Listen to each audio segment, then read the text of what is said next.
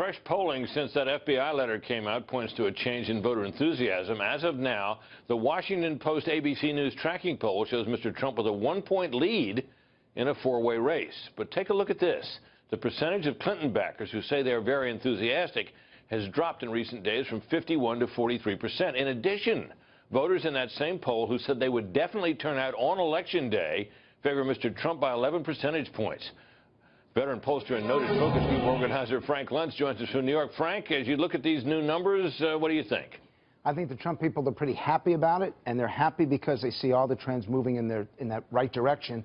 The point that you just made, Britt, the idea that the intensity, the passion, is on Donald Trump's side, that is significant because turnout, if you have just a 5% fluctuation between Clinton and Trump in turnout, that can be worth half a percentage point, and there will be at least 2 states, I promise you, 2 states that will be decided by 0.5% or less. Now, the thing that has to give Trump pause is Colorado and North Carolina. Those are 2 states that Trump has to win, and they are still in Hillary Clinton's camp, even with the race closing. And British, as we all know, in the end, the popular vote isn't what matters. It's the Electoral College. And that Electoral College map is very difficult for Donald Trump, even though in every other indicator it's moving in the right direction for him. Is this the kind of momentum, Frank, that you see that could begin to change those states that have now become, such as Florida, now a toss-up, Nevada, now a toss-up, that could put them in the Trump column, given the political makeup of those states? They look like states where Trump would at least have a good chance. This momentum seems to be holding, at least for the last several days. What are your thoughts? I agree with that. And it's holding in states that Republicans have to win. But that's the problem that people have talked about now for the last 4 years, just how hard it is for a Republican presidential candidate to put together enough states to win 270. In the off-year elections, it's become quite easy for the GOP to dominate in Senate races, House races, and gubernatorial races.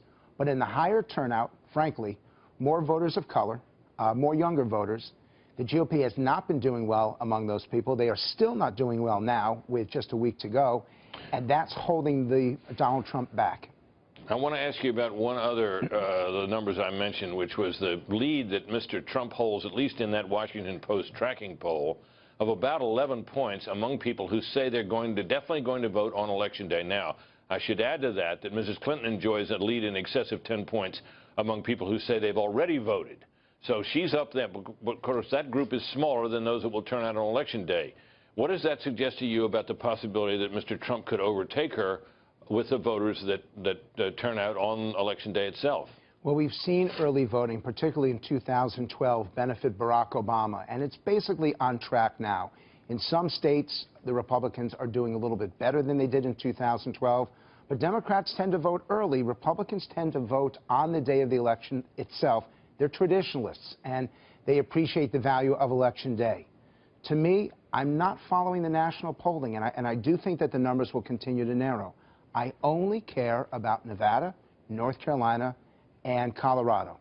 If Trump takes 2 of those 3 states, he is probably the next president of the United States. If he fails, then it's probably Hillary Clinton. Now, we've noted that the polling average in North Carolina, which seems to be emerging, at least for this part of this week, as truly the key state, and that shows it still leaning D, but there's one poll out tonight, I guess it's Survey USA, I don't know what you think about that particular polling organization, that actually has Mr. Trump up, 6 or 7 points. What do you make of that? So I've looked at races. In 1968, Hubert Humphrey made up about 6 points in the last week of the campaign, but he still came up short. The same thing in 1976 with Gerald Ford against Jimmy Carter. Ronald Reagan moved the most of any presidential candidate from Thursday of election week until the following Tuesday, Election Day. Reagan moved 9 points, but that's because of a presidential debate. And the fact is that Trump and Clinton are not going to face off with each other between now and Election Day. Can you move 3 points in 8 days, 7 days? Absolutely.